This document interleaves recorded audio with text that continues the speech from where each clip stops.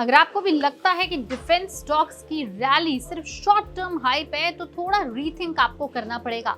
ये trend actually एक deep long term structural shift का सिग्नल दे रहा है। बता दें कि दुनिया भर में टेंशन्स बढ़ रहे हैं, चाहे वो ईरान वॉर हो या फिर ग्लोबल पावर टसल, और इसी बीच में इंडिया क्वाइटली अपनी डिफेंस कैपेबिलिटीज को अग्रेसिवली बिल्ड कर रहा है। इसी बैकड्रॉप में एंट्री होती है एक लगभग 25,000 करोड़ तक के बड़े इंस्टीट्यूशनल फंड की, जो है Kotak Mahindra asset management company, जो अब इंडियन डिफेंस स्टॉक्स पर बहुत स्ट्रॉन्ग बेट लगा रहा है।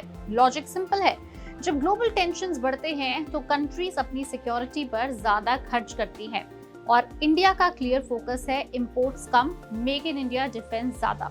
पिछले कुछ सालों में गवर्नमेंट ने डिफेंस मैन्युफैक्चरिंग को अग्रेसिवली पुश किया है, चाहे वो प्रोक्योरमेंट हो, टेक्नोलॉजी ट्रांसफर हो या फिर डोमेस्टिक कैपेबिलिटी बिल्डिंग। इसका डायरेक्ट रिजल्ट ये है कि इंडियन डिफेंस कंपनीज के पास मैसिव ऑर्डर बुक्स आ चुके हैं और उनकी फ्यूचर अर्निंग्स की विजिबिलिटी काफी स्ट्रॉन्ग हो गई है। यानी आने वाले कई सालों तक रेवेन्यू पाइपलाइन ऑलमोस्ट सिक्योर्ड है। अब इस रैली को कुछ की प्लेयर्स लीड भी कर रहे हैं। एग्जाम्पल के तौर पे कुछ नाम लेते हैं। HAL यानी कि हिंदुस्तान एरोनॉटिक्स लिमिटेड, जो इस रैली का पोस्टर बॉय बन चुका है, जिसका मेन रीजन है तेजस एयरक्राफ्ट ऑर्डर, हेलीकॉप्टर और स्ट्रॉन्ग गवर्नमेंट बैकिंग। कंपनी के पास कई सारे लॉन्ग टर्म कॉन्ट्रैक्ट्स हैं जो स्टेबल ग्रोथ का सिग्नल दिखाते हैं। नंबर 2 पर है मज़गाओ डॉक शिप बिल्डर्स। ये कंपनी सबमरीन और वॉरशिप मैन्युफैक्चरिंग में लीडर है और इंडिया के नेवल एक्सपेंशन का डायरेक्ट बेनिफिशियरी भी है। हाई मार्जिन प्रोजेक्ट्स और एक्सपोर्ट अपॉर्चुनिटीज इसको बूस्ट कर रहा है। नंबर 3 पर है सिमिलर पैटर्न में कोची शिपयार्ड, जो अपनी डाइवर्सिफिकेशन की वजह से स्टैंड आउट करता है। एयरक्राफ्ट कैरियर से लेके कमर्शियल वेसल्स तक का स्ट्रॉन्ग पोर्टफोलियो, साथ ही रिपेयर और एक्सपोर्ट बिजनेस भी काफी ग्रो कर रहा है। इसके बाद आता है एक और नाम, डेटा पैटर्न्स। डेटा पैटर्न एक new age defence tech player है जो रडार सिस्टम्स, एवियोनिक्स और इलेक्ट्रॉनिक वॉरफेयर सॉल्यूशन प्रोवाइड करता है। मॉडर्न वॉरफेयर में इलेक्ट्रॉनिक्स का रोल बढ़ने की वजह से इसकी डिमांड शार्पली इंक्रीज हो गई है। और ये सिर्फ कुछ ही नाम थे, अदरवाइज इस रैली में ऐसे कई और नाम भी शामिल हैं। बता दें कि इस डिफेंस बूम के पीछे मल्टीपल स्ट्रॉन्ग फैक्टर्स का कॉम्बिनेशन भी है। सबसे पहला जिसमें से हम लें तो है जियोपॉलिटिकल टेंशन्स, जो ग्लोबल वॉर लेवल पर डिफेंस स्पेंडिंग को पुश कर रहे हैं। दूसरा कारण है इंडिया का मेक इन इंडिया पुश, जहां इंपोर्ट्स को रिड्यूस करके लोकल कंपनीज को प्रेफरेंस दिया जा रहा है। थर्ड फैक्टर है बड़ा कि इंडियन कंपनीज के पास ऑलरेडी स्ट्रॉन्ग ऑर्डर बुक्स हैं जो फ्यूचर अर्निंग्स को विजिबल बनाते हैं।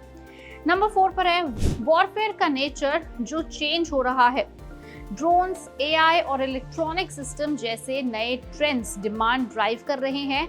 और पांचवा और आखिरी इसमें एक फैक्टर और है, इंस्टीट्यूशनल मनी फ्लो। जैसे कि हमने बताया कि कोटक महिंद्रा AMC जैसे कुछ बड़े फंड्स की एंट्री हो चुकी है मार्केट में, जो मार्केट का कॉन्फिडेंस और भी स्ट्रॉन्ग कर रहे हैं। और सिर्फ ये एक नाम नहीं है, इस ट्रेंड के पीछे कई और फंड्स के नाम भी जुड़े हैं। ये ट्रेंड सिर्फ एक फंड तक सीमित नहीं है, काफी बड़े AMCs और म्यूचुअल फंड हाउसेस, साथ ही साथ ETF भी अग्रेसिवली डिफेंस सेक्टर में इन्वेस्ट कर रहे हैं। जैसे कि HDFC म्यूचुअल फंड का HDFC defence fund, Motilal Oswal AMC का डिफेंस इंडेक्स फंड और ETF एक्सेस का Nifty India defence index fund, Aditya Birla sun life mutual fund का सिमिलर ऑफरिंग और ग्रो म्यूचुअल फंड का defence ETF fund of fund, सब इस sector में एंट्री ले चुके हैं। ये क्लियरली दिखाता है कि स्मार्ट मनी अब डिफेंस थीम पर लॉन्ग टर्म कन्विक्शन के साथ बेट लगा रहा है। इंटरेस्टिंग बात यह है कि साल 2025 से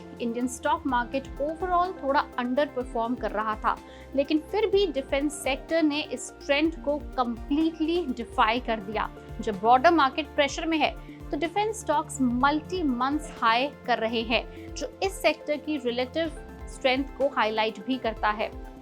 अब सवाल ये है कि क्या ये एक स्ट्रक्चरल शिफ्ट है या ओवरहीटिंग हो चुकी है। आखिर में ये रैली सिर्फ वॉर ड्रिवन पैनिक बाइंग नहीं लगती है, ये क्लियरली एक स्ट्रक्चरल ट्रांसफॉर्मेशन का पार्ट लग रहा है, जहां इंडिया अपने डिफेंस इकोसिस्टम को ग्लोबल लेवल पर बिल्ड कर रहा है। अब असल सवाल ये है कि क्या डिफेंस स्टॉक्स अभी भी अर्ली स्टेज में हैं या ये रैली ऑलरेडी ओवरहीट हो चुकी है। आपका क्या मानना है हमें नीचे कमेंट सेक्शन में लिख के जरूर बताएं। साथ ही अगर आपके पोर्टफोलियो में भी इस तरह के डिफेंस स्टॉक्स हैं, उनके नेम्स भी मेंशन करके जरूर बताएं।